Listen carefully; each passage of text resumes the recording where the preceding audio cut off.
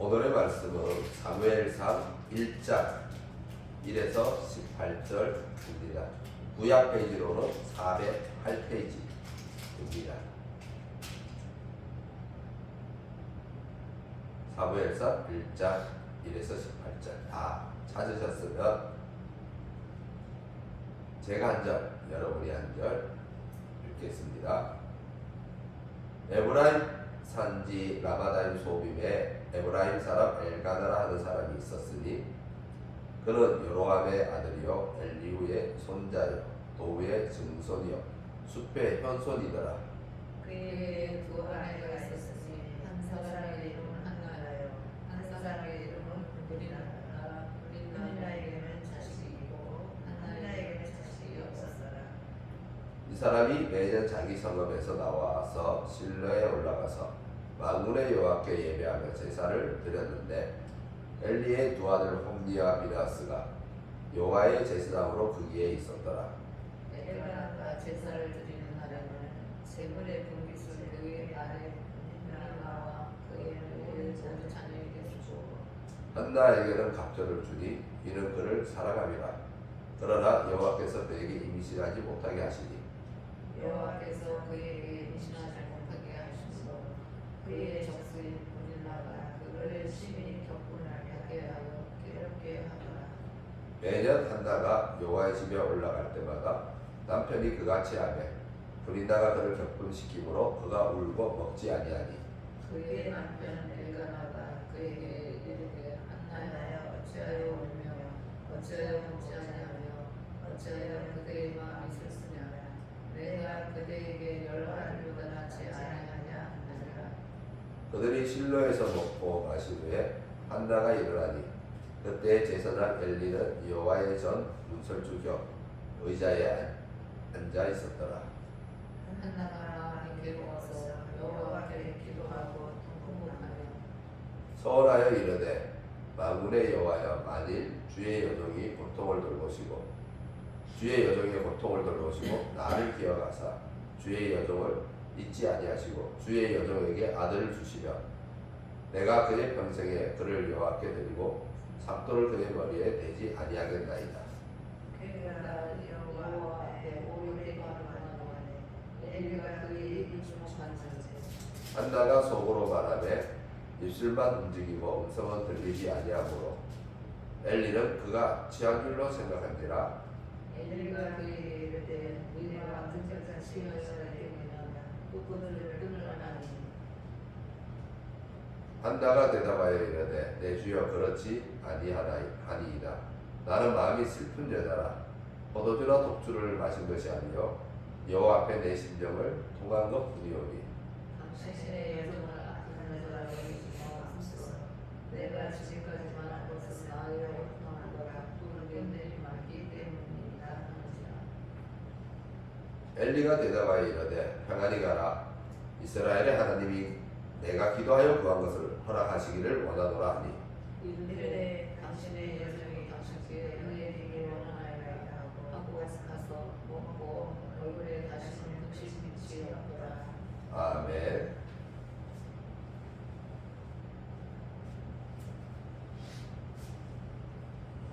오늘의 말씀은 전할의 시점입니다. 사무엘상 앞부분에 나오는 내용들은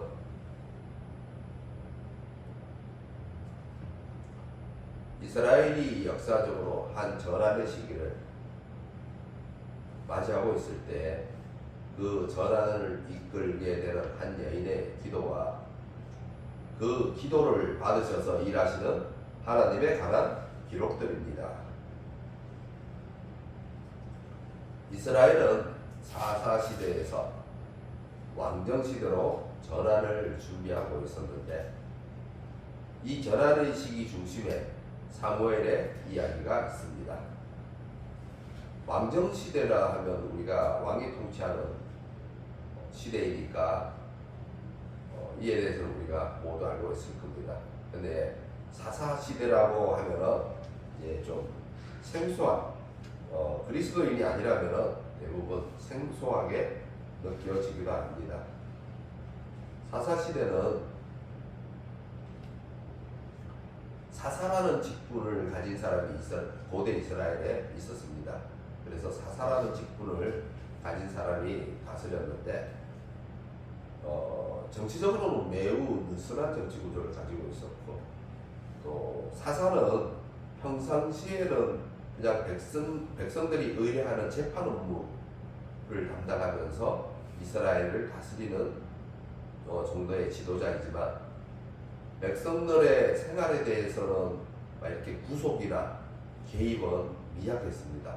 그러니까 지금처럼 막 세금을 부과하거나 또는 막 병력 의무를 또 지우거나 뭐 이렇게 이런 것들이 이제 거의 없었기 때문에 사사 시대는 굉장히 자유의 시대라고 할 수 있습니다.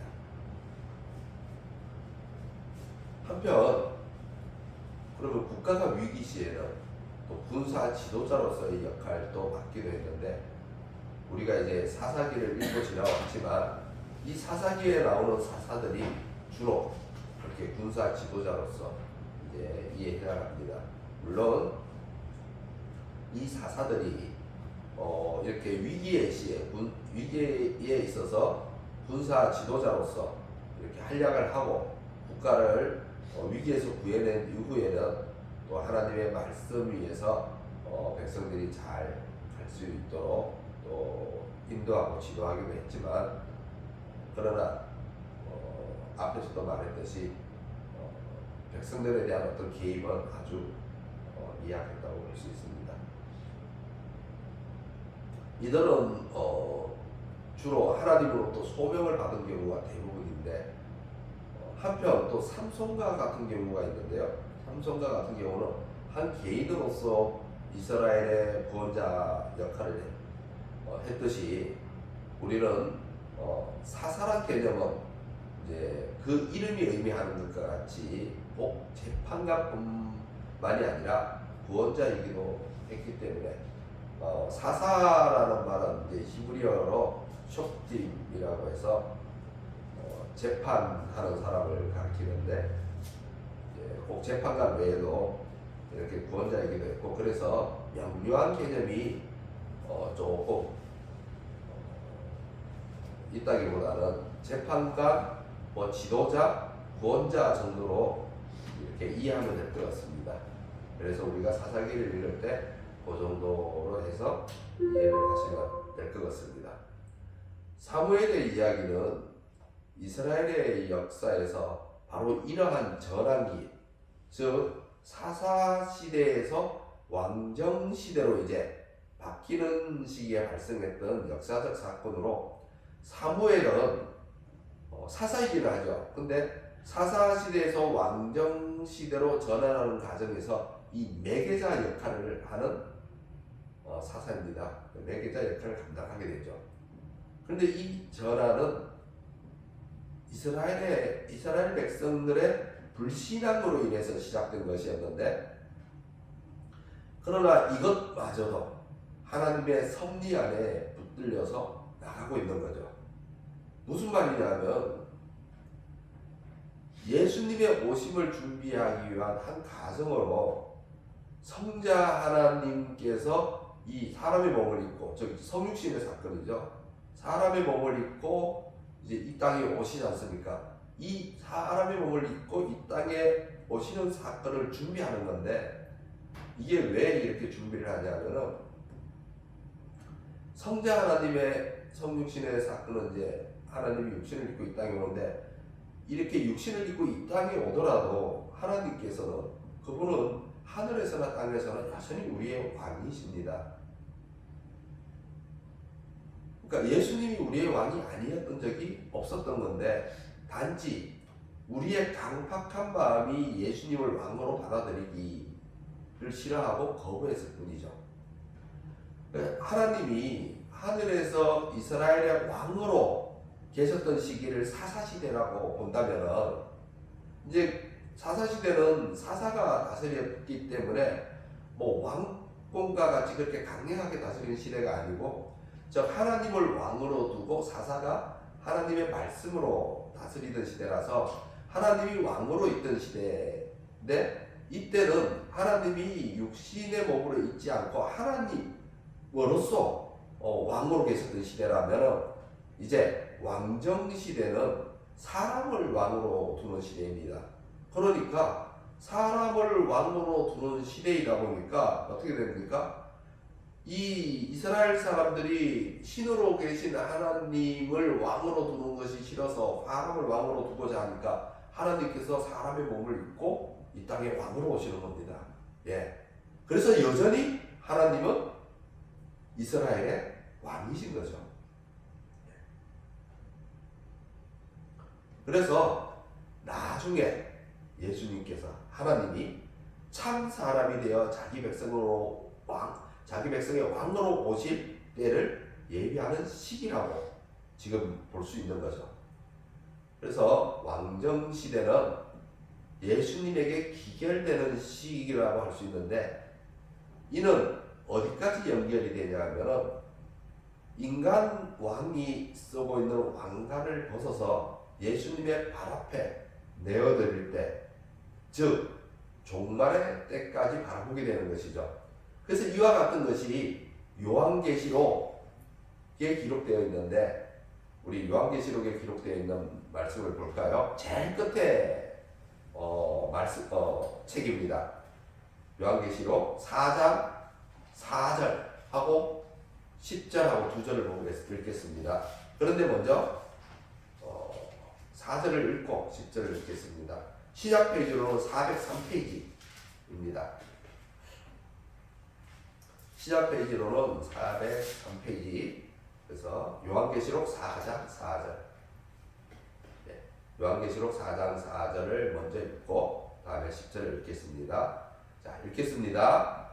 또 보좌에 둘려 24 보좌들이 있고 그 보좌들 위에 24 장로들이 흰옷을 입고 머리에 금관을 쓰고 앉았더라. 보시면 24 장로들이 머리에 금관을 쓰고 앉아 있습니다. 그럼 우리 다음 10절을 읽겠습니다. 자, 그 밑에 10절 읽겠습니다. 24 장로들이 보좌에 앉으신 이 앞에 엎드려 세세토록 살아계시는 이에게 경배하고 자기의 발을 보좌 앞에 들이며 이르되 아멘. 네, 24 장로들이 자신의 머리에 썼던 금관을 벗어서 주님 앞에 내어드립니다. 그러니 이렇게 이제 왕정 시대는 바로 종말의 때까지 예수님이 재림하셔서 와서 진정한 우리의 왕으로 그 등극하시는 그날을 바라보며, 그래서 이 24 장로들은 어찌 보면 여기에 장로라고 표현되어 있지만 인간의 왕일 수 있습니다. 왕이 아니면 머리에 금관을 쓸 수가 없죠. 그러나 머리에 금관을 쓴 왕이지만 24 장로라고 표현하는 것은 진정한 왕이 바로 예수님이라는 겁니다. 이렇게 사무엘은 사사시대에서 왕정시대로의 전환기에 매개자 역할을 했던 마지막 사사이었죠. 이 전환기 때에 하나님께서 보고 계셨던 한 가정이 있었습니다. 바로 오늘의 말씀에 나오는 가정인데, 사무엘상은 이 가정을 가리켜 에브라임 산지 라마다임 소림에서 살고 있는 에브라임 사람 엘가나라 하는 사람을 소개하고 있습니다. 하나님은 이 가정의 상황을 통해 이 전환기를 준비하시는데 오랫동안 힘들어하고 고통스러워하면서도 해결할 수 없는 자신의 문제를 자신이 붙들고 몸부림치며 놓지 않고 있었던 한 여인이 드디어 자신의 문제 해결을 위해 하나님께 내어놓게 되는 모습을 통해 이 전환기를 준비하고 있었습니다. 이 여인은 매년 남편과 함께 여호와 하나님 앞에 나아오기는 했지만 그녀는 자신의 문제를 가능한 한 최대로 자신이 붙들고 있었던 것이죠. 그러니 하나님 앞에 나왔어도 내어놓지를 않는 겁니다. 그러나 그것을 붙들고 실험하다 결국은 당해내지 못하고 지치고 쓰러져 넘어질 수밖에 없는 상황까지 가서야 그제서야 항복하고 하나님 앞에 나오게 됩니다. 물론 자신이 해결할 수 있는 문제까지도 자신이 하려고 하지 않고 하나님 앞에 가지고 나와서는 안 되겠지만 자신이 해결할 수 없음에도 불구하고 붙들고 있는 것은 도움이 되지 않는 고집이며 곧 그것이 교만이 됩니다. 하나님이 받으실 만한 것이 되지 못하는 것이죠. 그래서 하나님은 해결할 수 없는 그 문제에 자신을 내려놓을 때까지 기다리고 계십니다. 자신을 내려놓고 항복하고 나올 때 그때서야 비로소 하나님이 받으실 만한 것이 되어서 하나님이 이 은혜 베푸실 때가 된 거죠. 이러한 일은 여러분이나 저에게도 있을 수 있습니다. 여러분이 혹시 어떠한 문제를 가지고 있다면 그 문제를 다른 곳으로 가지고 가보시겠지만 그럼에도 해결을 받지 못하고 있다면 하나님 앞으로 가지고 나오십시오. 하나님은 위로와 해결을 준비해 놓고 계십니다. 그 오랜 고통의 시간이 위로의 시간으로 바뀔 것이며 힘들었던 마음이 눈 녹듯이 녹을 겁니다. 우리는 자신의 문제를 해결받기 위해 나아가지만 하나님은 그 문제에 대한 해결을 통해 하나님이 가지고 있는 동일한 문제를 해결해 나가게 됩니다. 따라서 여러분이 가지고 있는 문제는 하나님이 가지고 있는 문제의 해결일 수도 있습니다. 바로 이 시기에 하나님의 말씀이 희귀했던 시기입니다.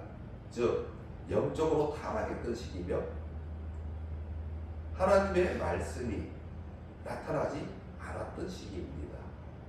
그래서 즉 영적 아들이 잉태되지 않고 있던 시대였죠.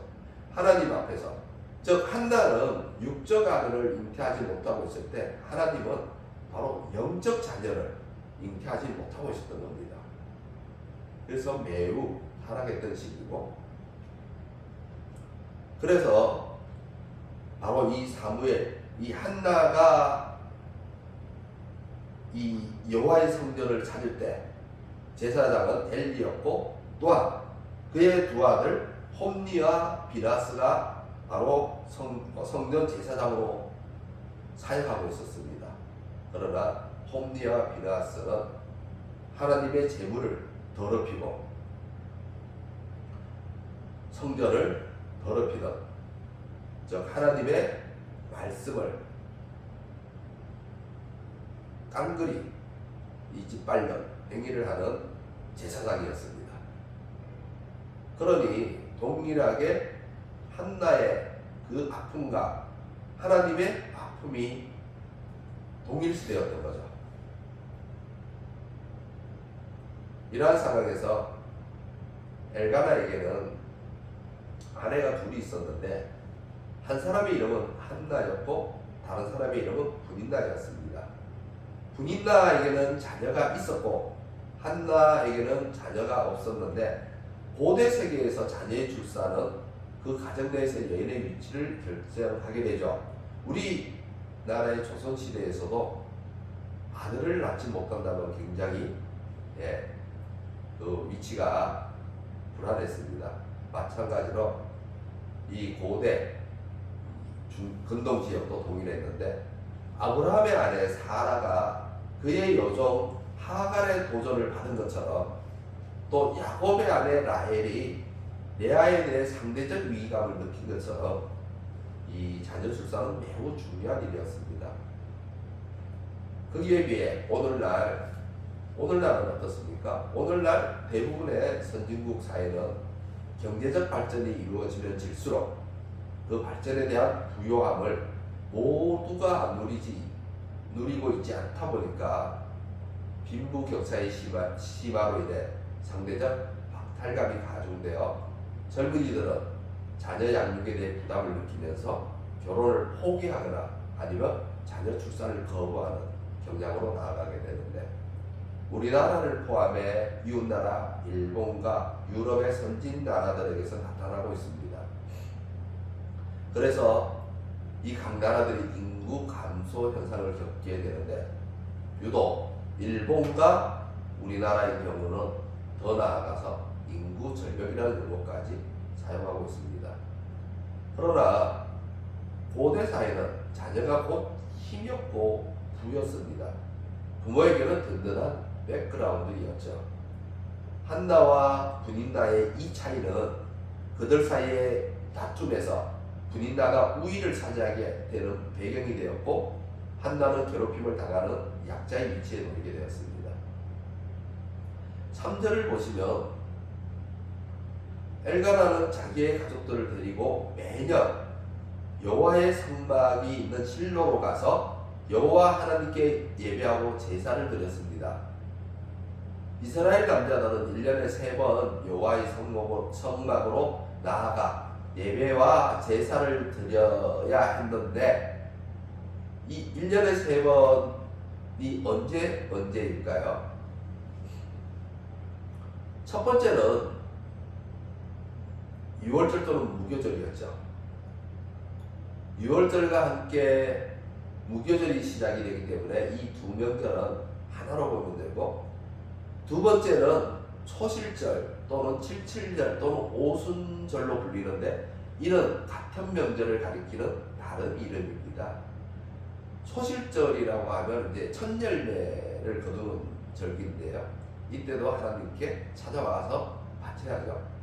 그리고 이때를 또 칠칠절이라고 하는데, 안식일을 7번 지났다고 해서 안식일을 7번 지난 다음 날인데, 그래서 칠칠절이라고 하고, 그래서 이 칠칠절을 세보면 50일이 되기 때문에 오순절이라고 합니다. 이 숫자가 10이라는 숫자가 한자로 열 숫자거든요. 그러니까 50, 우리말로 말하면 50번째 절기가 됩니다.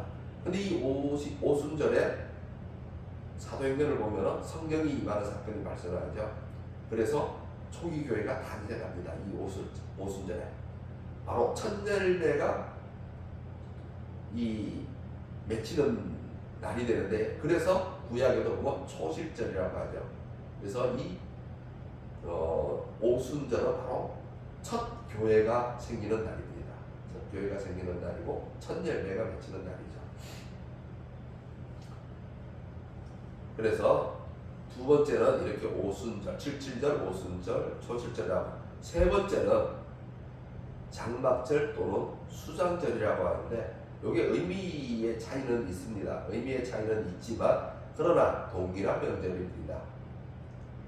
장막절이라고 하면은 이제 출애굽을 기념하여서 광야에서 지냈던 그때의 장막을 치고 살았던 것을 잊지 말라고 장막절이라고 하고, 그래서 매년 되면 장막을 치고 집에서 거하지 못하고 장막에 나와서 이제 살게끔 하는 절면서, 이때가 또 언제나 하면은 바로 이제 우리나라와 같으면 추석과 같이 이제 모든 그 농사의 한절기를 바치고 이렇게 거둬들이는 절이라 해서 수장절, 숫자가 거둘 숫자, 장자가 저장할 장자, 그래서 거두어서 저장하는 절기라고 해서 수장절이라고 합니다.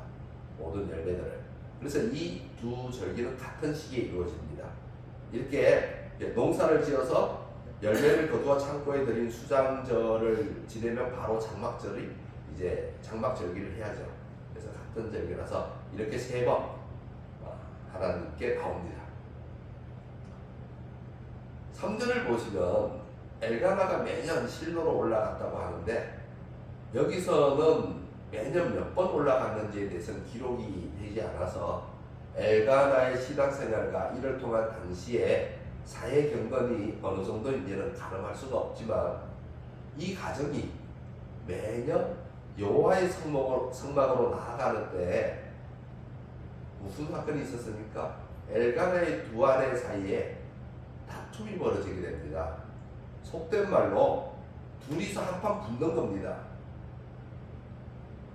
어디서요? 여호와의 성막에 가서 하나님 앞에서 한판 붙는 거죠. 하나님 앞에서. 이는 제사를 드리러 가는 엘가나의 가정의 신앙생활이 경건하지 않았음을 보여주는 장면이죠. 이에 대해서 예수님은 말씀하시기를 뭐라고 얘기를 하냐면, 예물을 제단에 드리려다가 거기서 내 형제에게 원망 들을 만한 일이 있는 것이 생각나거든. 예물을 제단 앞에 그냥 두고 먼저 가서 형제와 화목하고 그 후에 와서 예물을 드리는 것이 참된 예배이고 참된 경건이라고 예수님은 분별하고 있는 거죠.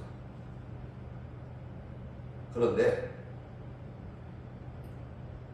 기억이 나는 정도가 아니라 분인나와 한나는 하나님의 성막에 가서 하나님 앞에서 다투는 겁니다.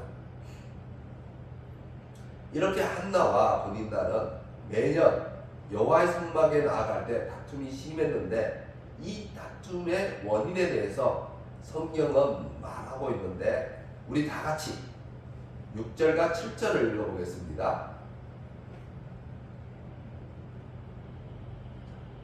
6절과 7절을 읽어보겠습니다.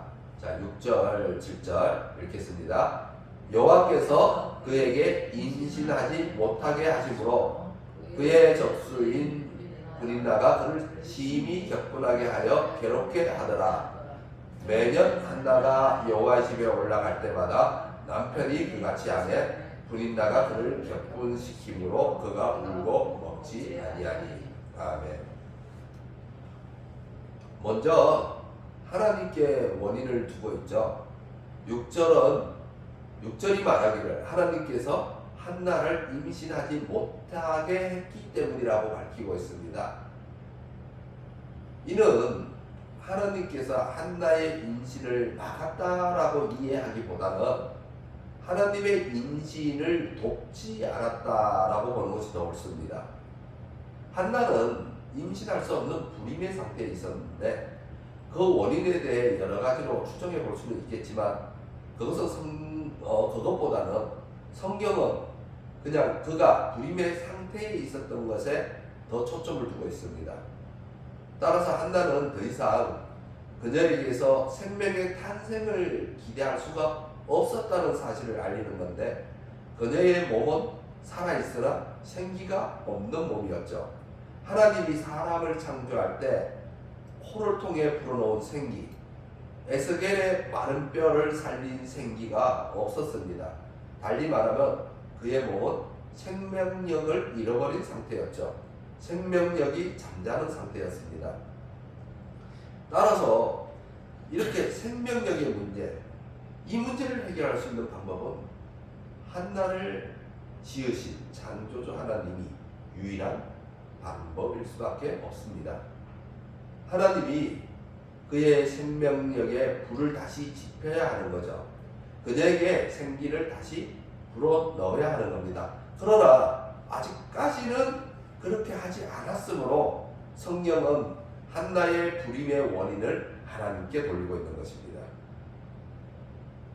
이러한 기록은, 이렇게 성경이 기록하는 것은 사실 그 반대의 의미를 이 말 가운데 숨겨놓은 것인데, 즉 해결 방법이 창조주 하나님 여호와에게만 있다는 거예요. 창조주 하나님 여호와 밖에는 다른 방법이 없다는 것을 알리는 겁니다. 그 다음에 원인으로는 남편 엘가나에게 두고 있죠. 7절 중간부터 보면 남편이 그같이 하매 분인나가 그를 격분시킨다고 그 원인을 엘가나에게 돌리고 있죠. 그렇다면 그같이 한다는 것은 무엇을 말하는 걸까요? 자, 이에 대해서 우리 또 4절 5절 앞으로 가서 4절 5절을 다 같이 읽어보겠습니다.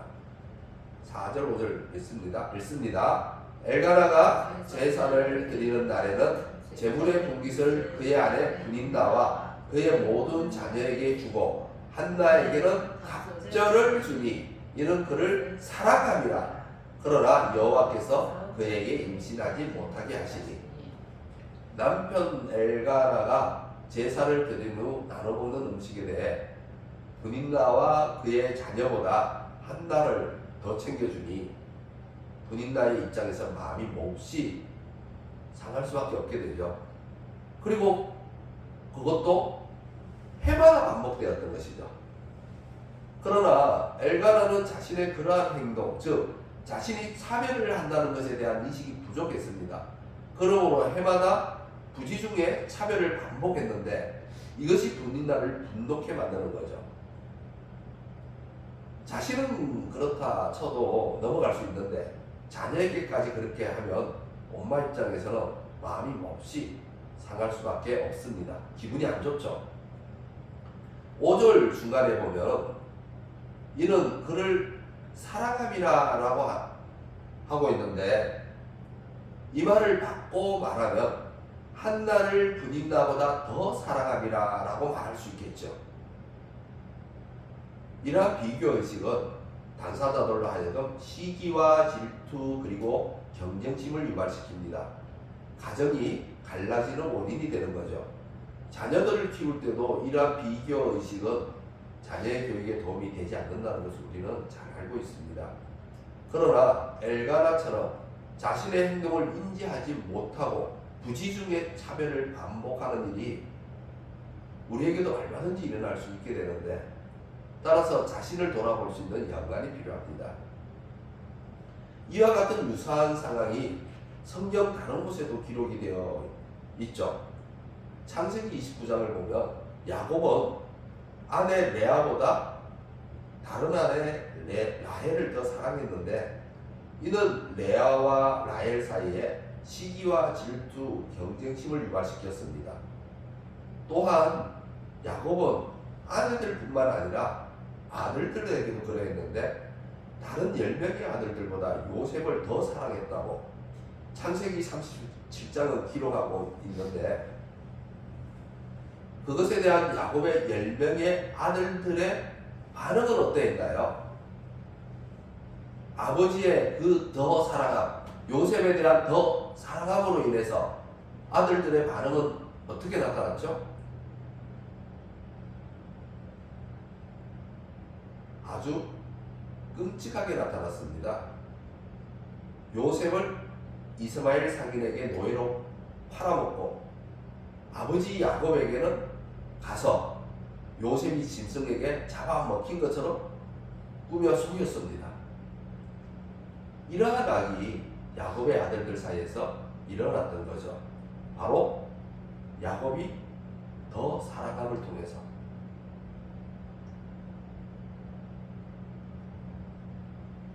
그렇다면 우리 또한 하나님이 우리를 더 사랑함으로 인해서 저 택함을 받지 못한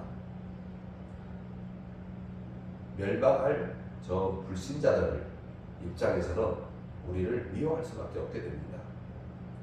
우리는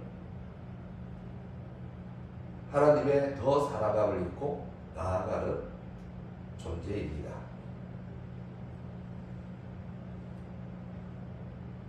우리의 죄된 심성은 나보다 남을 여기는 것을 좋아하지 않습니다. 나보다 남을 더 축복할 수 있는 그러한 여유는 우리 마음 구석구석을 아무리 찾아봐도 찾을 수가 없죠. 이러한 마음은 우리의 마음이 할례를 받고 난 후에야 가질 수 있는 마음입니다. 따라서 이 문제의 해결 또한 오직 하나님에게만 있습니다. 한나의 불임의 문제는 창조주 하나님 여호와께서 첫사람 아담에게 그의 코를 통해 생기를 불어넣어 줌으로써 생명이 된 것처럼 한나에게 생기를 다시 넣어 줌으로 생명이 되어 생명력을 상실하고 잠자고 있던 태가 생명력을 받고 깨어나게 됩니다. 또한 나보다 남을 더 축복할 수 있는 그러한 마음 또한 하나님으로 인해 가질 수 있게 되는데 우리 주 예수 그리스도의 십자가의 은혜와 아버지 하나님의 크신 사랑을 맛보고 나서야 그때서야 우리의 마음은 할례를 받게 되고 마음에 할례를 받은 후에야 비로소 남보다 남을 낮게 여길 수 있는 마음, 나를 넘어서 다른 사람을 사랑할 수 있는 마음을 가지게 됩니다. 따라서 어떠한 비교 의식에도 흔들리지 않게 되죠. 시기와 질투, 경쟁심은 더 이상 우리의 마음에 자리를 잡지 못하게 됩니다. 이와 같이 우리의 능력으로 해결이 되지 않는 것에 대해서는 유일한 해결 방안이 하나님 외에는 없으므로 하나님에게 자신의 문제를 가지고 나아가는 겸손이 필요합니다. 해결되지 않는 자신의 문제 앞에서 자신이 움켜쥐고 있는 손을 놓아야 하는데 그 움켜쥐고 있는 손을 놓지 않고 계속해서 붙들고 있다면 하나님이 그 문제를 받아들어 펼쳐볼 수가 없습니다. 하나님의 손에 자신의 문제를 내어드리지 못하는 완고함 때문에 하나님이 우리의 문제에 개입할 수가 없게 되는 거죠. 한나도 매년 군인 나에게 괴롭힘을 당하면서도 하나님에게 이 문제를 내어놓지 못하고 있었죠. 우리가 오늘의 말씀 3절의 말씀을 보다시피 엘가나는 매년 자기 성읍에서 실로로 올라갔는데 모든 가족들을 데리고 올라갔습니다. 그리고 이 다툼이 바로 여호와의 성막 앞에서 이루어졌다는 거죠. 그러니까 하나님 앞에 매년 나아갔음에도 불구하고 한나는 이 문제를 하나님 앞에 내어놓지 못하고 있었던 거죠.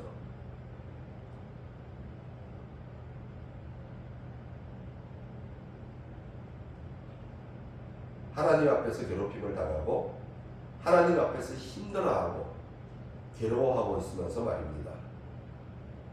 이러한 모습이 우리의 신앙의 모습이며 하나님에게 나왔으면서도 하나님에게 아무것도 맡기지 않는 겁니다. 끝까지 자기가 움켜쥐려고 하는 거죠. 그러다 견디다 못해 쓰러지게 되는데 그제서야 하나님께 맡길 수밖에 없다는 사실을 알게 됩니다. 우리 찬송가 한번 불러볼까요? 찬송가 337장 내 모든 시험 무거운 짐을. 근데 여기서 2절만 부르겠습니다. 예, 오늘 말씀 마치고 부를 찬송가인데 오늘 미리 2절을 한번 불러보겠습니다. 2절만 불러보겠습니다.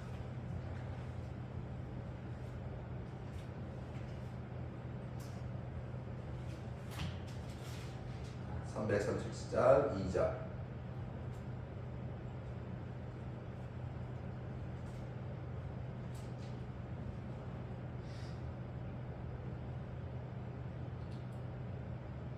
내 모든 괴로움 지금 말라 주 예수 앞에 아뢰며 주께서 친히 날 구해주사 넓으신 사랑 베푸시네 무거운 짐을 나홀로 지고 견디다 못해 쓰러질 때 불쌍히 여겨 구원해주니 은혜의 주님 오직 예수.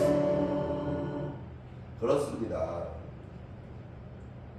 내가 짊어진 무거운 짐, 또 내 모든 괴로움, 이 모든 것을 예수님 앞에 나아가 아뢰면 예수님께서 친히 그 무거운 짐을 져주시고 우리를 구원해 주시는데 우리는 이렇게 한나처럼 견딜 때까지 견디다가 그제서야 하나님 앞에 나아가게 됩니다.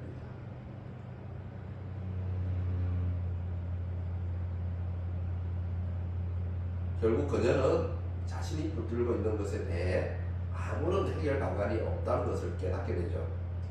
하나님 앞에 나아가 내어놓기로 결심을 합니다. 우리 9절과 10절을 함께 읽겠습니다. 자, 계속해서 그 밑에 9절과 10절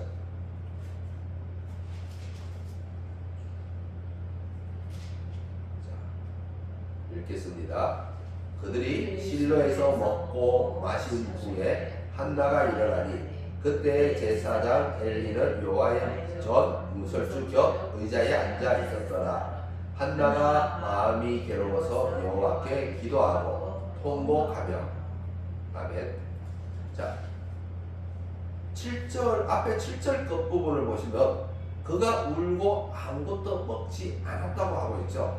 즉 그야말로 이 상실의 그 마음, 즉 고통의 마음 속에서 정말 아무것도 하기 싫은 그 상황에 지금 놓여 있다가, 자 9절에서는 드디어 뭐라고 하죠? 먹고 마신 후 이제 결심을 하는 거죠. 하나님 앞에 나아가 기도를, 하나님 앞에 나아갈 때는 힘을 내야 되니까 이렇게 먹고 마시고 이제 하나님께 나아갑니다. 먹고 마신 후 하나님 한나가 결심하고 나가고 있음을 성경은 보여주고 있는데, 이 결심이 바로 한나의 인생의 전환기를 받게 되는 결심이 되겠죠.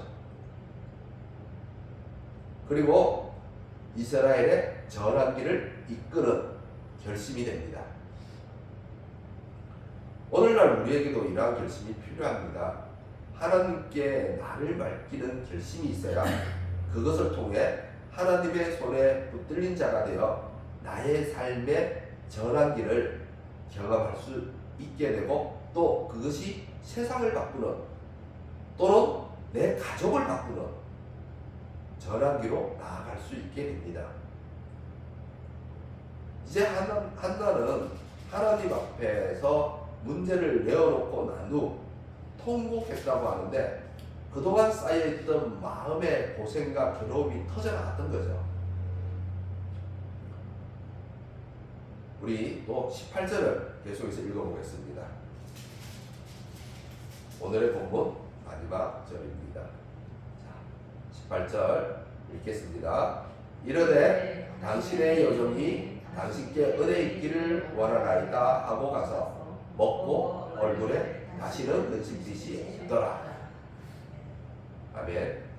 한나는 하나님께 모든 것을 내어놓고 나서야 자신의 괴로움을 털어낼 수가 있었습니다. 얼굴에 다시는 근심빛이 없더라. 그래서 믿음이라는 것은 매우 중요합니다. 믿음이 우리의 삶 전체를 지배할 때, 그때서야 비로소 하나님은 나의 주신이 되시고 내 인생을 맡길 수 있게 되고 내 인생에 개입하시는 하나님을 경험하게 됩니다. 내가 나를 붙들고 있는 그 시간은 하나님의 개입을 차단하는 시간이면서, 또 그 반대 입장에서는 하나님께서는 기다리고 계시는 시간입니다. 우리의 구원을 위해서 말입니다. 나의 고통에서 나를 구원하시는 하나님, 나의 어려움에서 나를 구원하시는 하나님, 나의 괴로움에서 나를 구원하시는 하나님, 나의 고난에서 나를 구원하시는 하나님, 나의 질병에서 나를 구원하시는 하나님이 되시기 위해서 말입니다. 내 인생에 개입하는 하나님을 경험하기 위해 믿음으로 결심하는 여러분이 되시기를 주님의 이름으로 소망합니다. 기도하겠습니다.